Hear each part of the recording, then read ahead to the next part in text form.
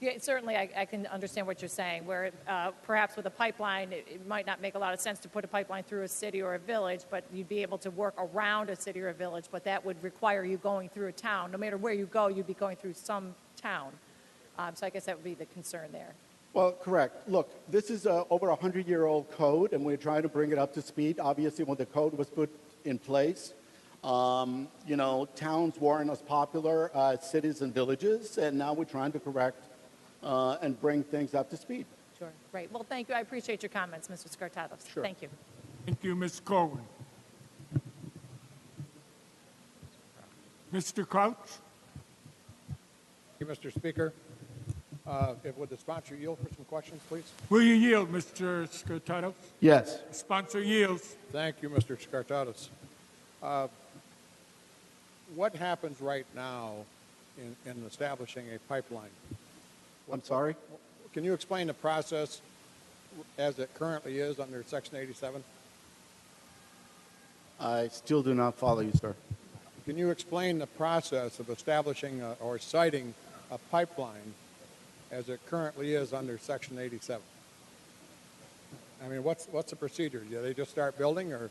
No, obviously not. I don't think anything we do in life, you just get up and start working. Obviously, there is a process, there is a procedure, and in this case, Section 87 requires that the construction get its proper permission from cities as well as villages before they start any construction. Why do you think they selected out cities and villages? Because at the time, cities and villages were obviously more populated than towns. That's changed, so the towns are more populated than the cities? Well, the towns have changed. I mean, the town that will be affected by this bill, in my case, we're looking at over 24,000 people. It's not a small town any longer. And, you know, in this case, the town felt that they should have a voice in the siting of a proposed pipeline. And, you know, I have a responsibility to ensure that their voices are heard.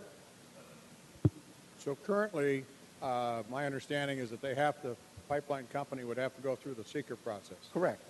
Does the town have any input into that seeker process? Not currently, they won't. That's my understanding that they do. Municipalities have an opportunity to weigh in the seeker process. Well, under the seeker process, yes, they could. So they do have a voice there? Yes. Okay. So this is kind of giving them a second bite of the apple? Well, you know, in order for a major project such as the one being proposed, you need what is known as they may have a voice, but what you need is, currently villages and cities have what is known as supermajority. Basically, they have to debate and vote, and the vote has to be, 2/3 of the vote has to be there. That doesn't exist in towns, so we are trying to correct that and allow the towns to do the same. But you would agree that they have a voice in the seeker process? So they have a voice, but they may not have a vote. Opposition and offer possibly some mitigation, or they could just sit there and say we're flat out against it. But that would be part of the process. Seeker process, in my mind, has been in place for a long, long time, and a lot of these things are designed to take the politics out of it and some of the emotion, if you will, so that it goes through a very succinct process. Step A, B, C, and you've got to prove this, looking at all the environmental impacts, so that would seem to be a rational process. And your attempt to side skirt that, my understanding, as my previous colleague asked the question, you could actually take this vote up front prior to the seeker process. Did I hear that right? Obviously, during the seeker process, there's a lot more information that comes out that is not known. As it should. Yeah. Okay.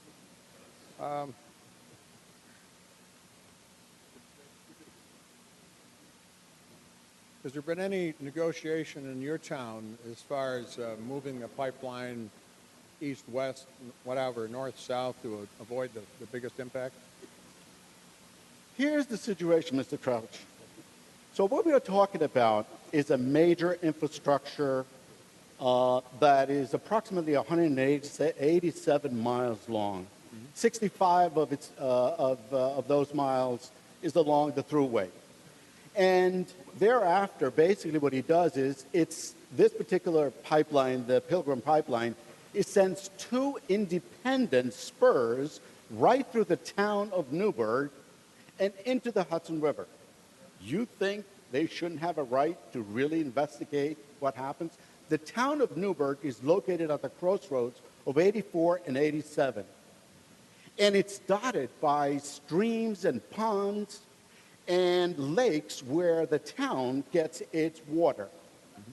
And so they are asking for the authority to have a voice and a debate and a vote. And that's what I'm doing here. Just in case you didn't know it, just a few weeks ago, the city of Newburgh declared a state of emergency because they found contaminants in its water that came from the nearby airport. Guess what it's costing the state of New York now to remedy that situation? Probably billions of dollars for infiltration systems.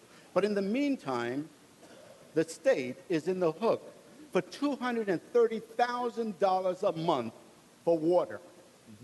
The town is on the edge. As you mentioned, a lot of streams and lakes or whatever, all of that would come through the seeker process, am I correct? Yes. All of the concerns of that. And in my previous experience in town or county government, the seeker process is very, I always thought it was very good. It can be very lengthy. You can do it short form, but this would obviously not be the short version. This would be a very extended version. And a lot of those concerns would be brought out, and some of them would have to be investigated as part of the process until you get the final seeker determination. So ultimately, the way that's designed is it could even possibly kill the pipeline project based on all the information that takes in, rather than just a simple vote from the town. So I think you're trying to inject something in a process that's been around for years. It involves establishing power lines and roads and all of this other stuff, and I think you're trying to do something more specific just because of the one pipeline. And I understand your concern. I've got a pipeline that was proposed coming through my district. Unfortunately, the government killed that, but through the executive office. But I have some concern when we're starting to change things for one specific town, which affects the whole state. So, Mr. Scarpatos, thank you very much for your comments. Mr. Speaker, on the bill. On the bill, Mr. Kraut. This project, I know, can be very emotional. I mentioned a pipeline project that was proposed to come through my district, bringing natural gas. And I had constituents that would call my office and talk about it's too close to their house or whatever. And I encouraged all of them to start negotiating with a pipeline company. Because if you were the last one at the table to negotiate and everything else had been resolved, they're not going to do a dogleg around your property. And we could say this property is the township. There's some concerns there, and I don't know if they've sat down and negotiated with a pipeline company to see if there's another alternative, but I would suggest that. We have a process that's been in force for a good many years, and I'm very hesitant to change it. I would encourage a no vote. Mr. Palmisano. Yes, Mr. Speaker. Will the sponsor yield for a couple questions, please? Will you yield, Mr. Scartatos? Yes. Yes, Mr. Scartatos yields. Thank you, Mr. Speaker. Thank you, Mr. Scartatos. Just a couple questions. This only affects pipelines, so this doesn't affect Petroleum.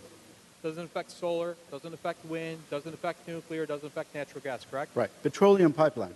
So just why would just and I know you talked a little bit about it, but why specifically just pipeline? Why not look at wind? Why not look at solar? Why not look at natural gas or nuclear? Why just the pipeline?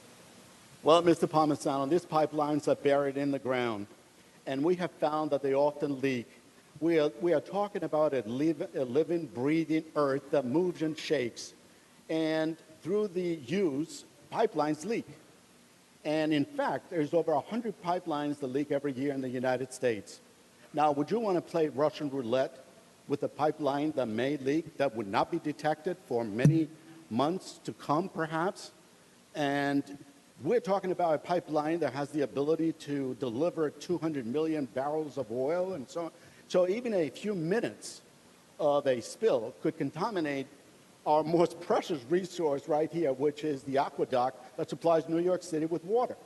In fact, I neglected to say that the town of Newburgh is also the same location where the city of Newburgh, where the city of New York is spending a $1.5 billion to repair the aqueduct and ensure the safety of its water supply in the future. That same location. So pipelines are proven to be they often leak. They're on the ground. They're not detected. And, you know, they could be a major environmental catastrophe. And just to answer your question, certainly no one wants to play Russian roulette, but certainly you would agree an energy infrastructure, whether we're talking solar, wind, nuclear, natural gas, the use of pipelines to get material supply is part of an interest that the state should have. Wouldn't you agree with that? Well, I tell you, I think that's one of those things that we continue to kick the can down the road. And it's against what we have voted in this budget to ensure that we have 50% renewable source of energy by the year 2030. So this is all contrary. So yes, we should have infrastructure, but you know what? We should begin to wane away from these dirty fossil fuels that are contaminating our environment and threaten our own lives, threaten the very same elements that created life. We could get on to the debate about the fossil fuel side of this a little later if you want to, but just this process, though, as some of the other speakers said, right now falls under both a federal review for a pipeline. So the federal government, the federal FERC, and through the state, through Seeker, are both heavily engaged in this discussion about developing a pipeline trail, how that's going to be set up, and basically in charge with investigating that, aren't they right now? That's the current law. You basically want to say with this, give the town's veto override over that. And so if the experts at the federal level, if the experts at the state level decide, you know, we're doing a thorough environmental review based on what we've seen, based on the proposal that comes forth from the companies that are involved, we decided both at the federal level and the state level, because we have the expertise, we want to say to the towns that you can override this, even though the towns have an opinion, can be a part of that secret process. So even though through that, if the federal and state says, yes, you can move forward, you still want to give the town veto override over that decision. Well, this particular bill does not deal with the federal government. The federal government has nothing to do with this particular bill at hand. Okay? So all we're doing is giving the same authority as what currently exists with cities and villages. So if you want to go back to some of the other issues, I know you're saying just pipeline, but you know, a few years ago we passed Article 10, which basically took the question of home rule came into that discussion too. And the argument that was made at the time, we lowered the amount of capacity that was subject to seeker from 85 megawatts to 25 megawatts of generating capacity. So what that did is allowed wind and solar to be part of that discussion. But with that, it took that authority away from the towns. It used to be through the seeker process. Now in Article 10, it would not have that town, although they have a voice in the process, the decision of moving forward with this whole process, and that's not just for solar and wind, that's also for whether it's a natural gas, what other type of power generating facility would come through the pipeline, would have input in that. But the state says we have to have a vested interest in the development of our energy resources.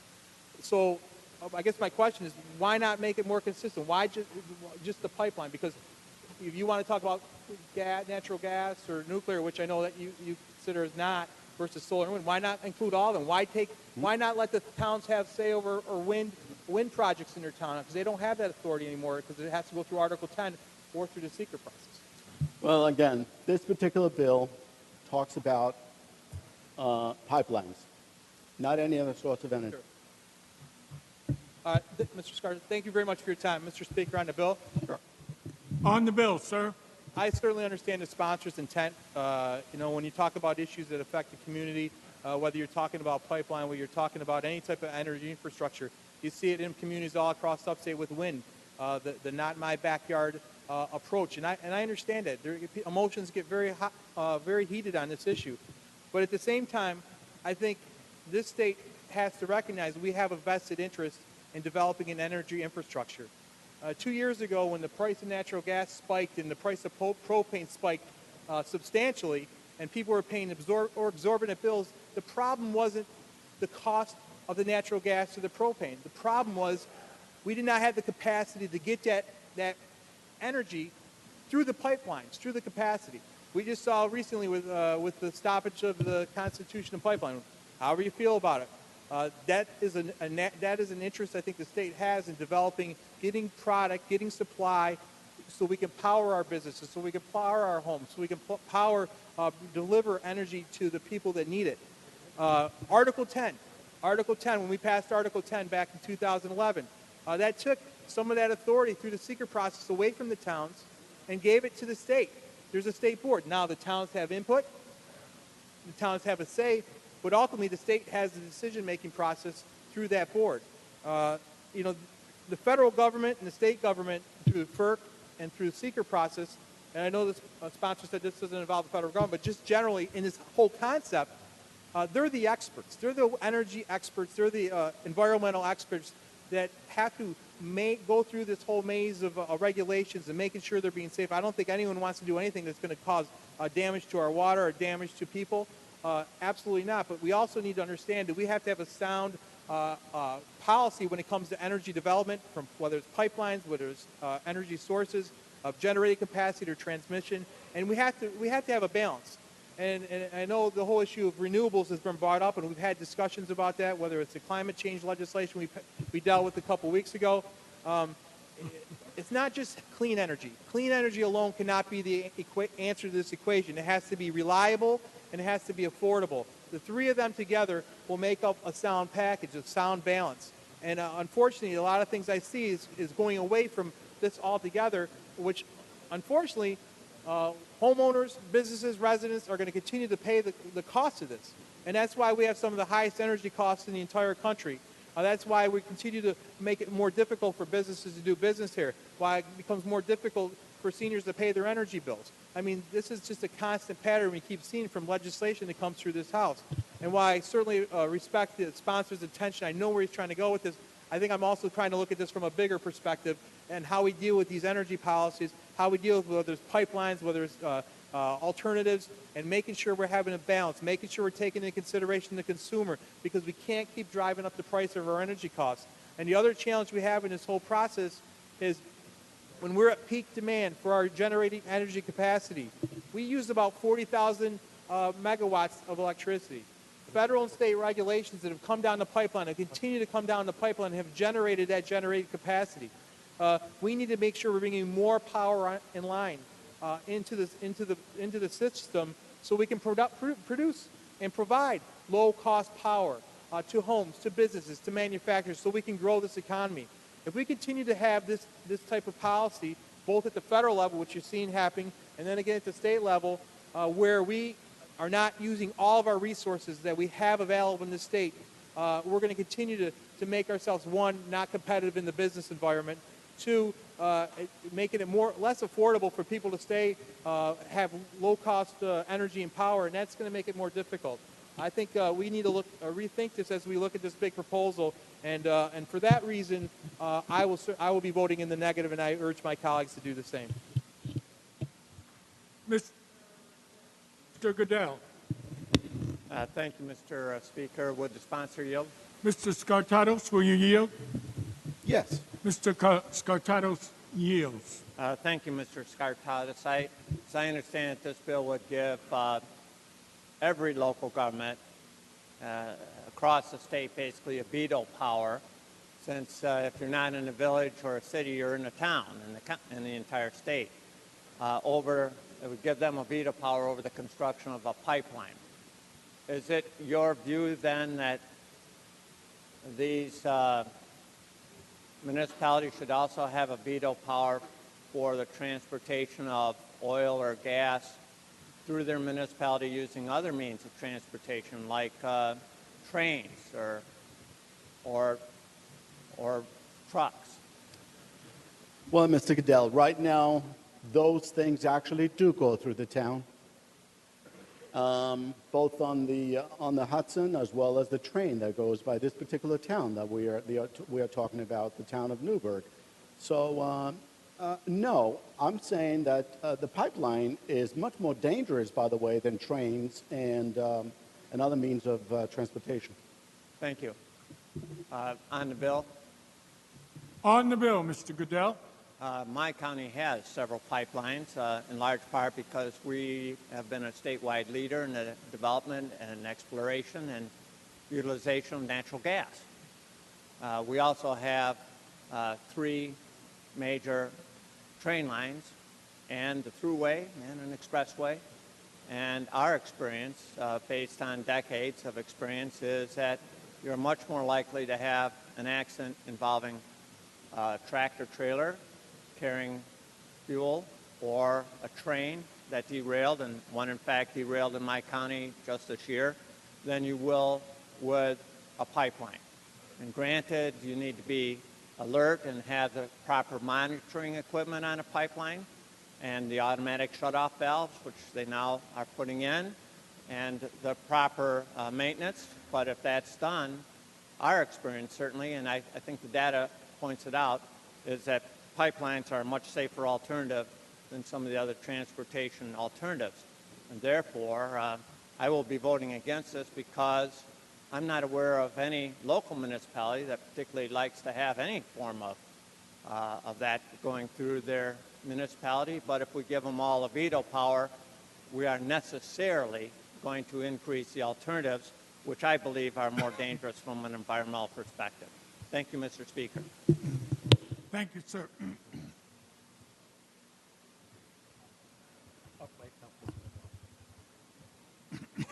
Mr. McLaughlin. Thanks, Mr. Speaker. Would the sponsor yield for a second? Will you yield, Mr. Scartatos? Yes. Thanks, Mr. Scartatos.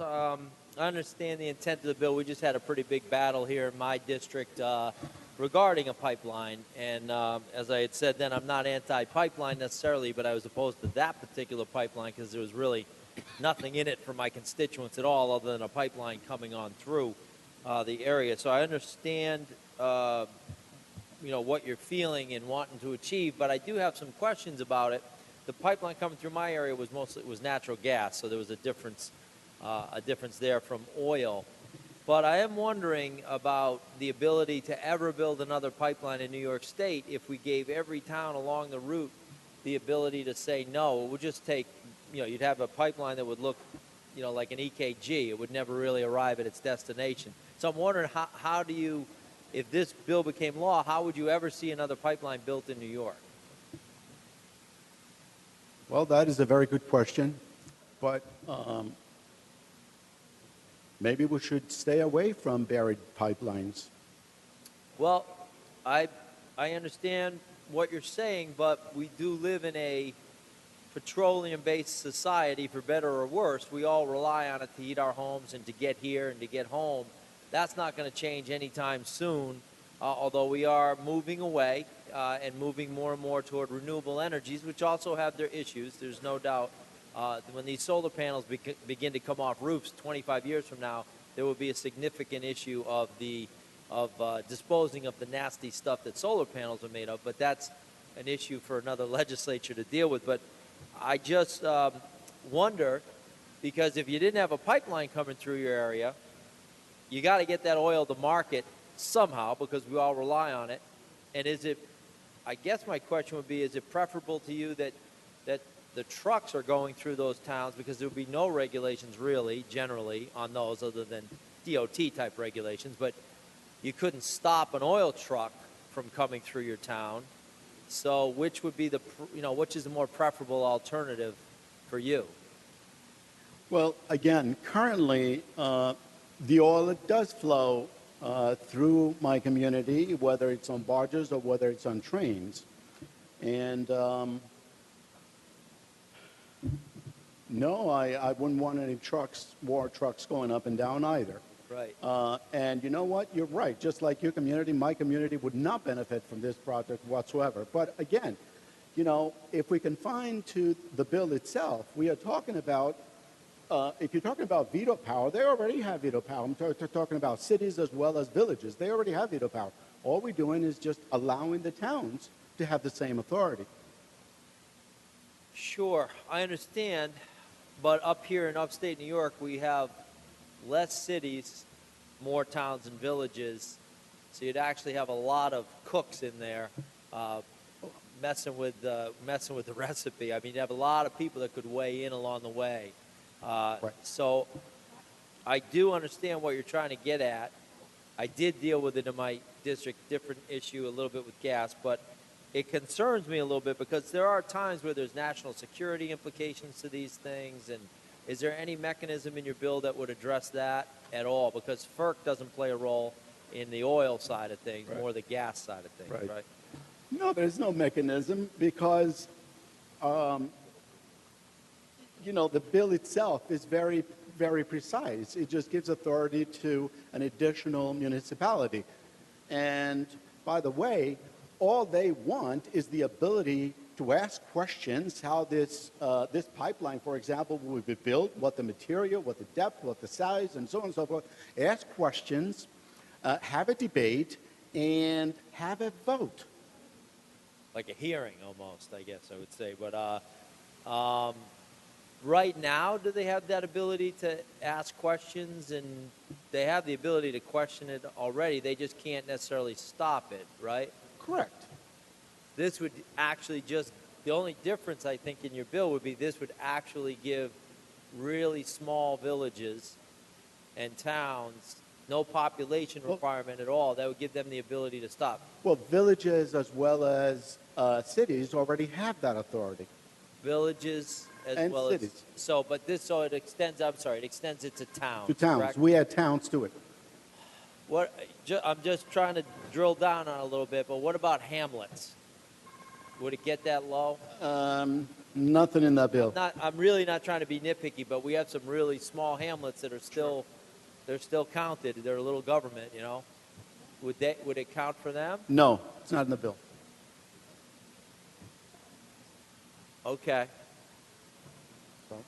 They're either town or village. Yeah. On the bill, sir. Gotcha. All right, Mr. Scartatos, thank you. One last question.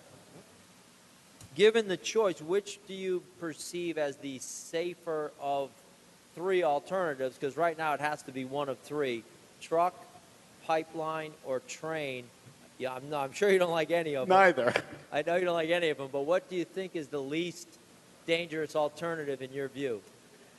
Given the circumstances, this pipeline proposal, pipeline would be much more serious for me because of its proximity to the aqueduct and water. Completely understand that. If it was rerouted, still in your area, I guess, of course, because that's where they plan on putting it, but significantly away from the aqueduct, would that change your view? Well, again, that would be up to the towns to have the ability to look at the project, ask questions, and make up their own minds as to whether or not they want it. All right. Thank you, Mr. Scarpatos. Mr. Speaker, on the bill. You're welcome. On the bill, Mr. McLaughlin. I certainly understand where the sponsor's coming from. I'm going to be voting no on the bill because I think that, but I do respect where his position on this. I just think that this is opening up a huge can of worms where any village or town could just weigh in, and you know one or more is going to, and then it disrupts the entire commerce side of things here. And I know we're trying to move toward a more green, renewable energy economy, but we try to ignore the fact that we do rely very, very heavily on these petroleum products to heat our homes, to run our businesses, to get back and forth to work, et cetera, et cetera. We're not getting off that anytime soon. We can move slowly away from it, but I think for the next 100 years or so, we're going to be on some form of petroleum. So I just think the bill goes a little bit too far in allowing small municipalities to weigh in and stop interstate commerce. from occurring here. And God knows we need a little more business, not less, here in New York. So I understand the sponsor's intent, but I will be voting in the negative. Thank you. Thank you, sir. Read the last section. This act shall take effect immediately. Clerk will record the vote.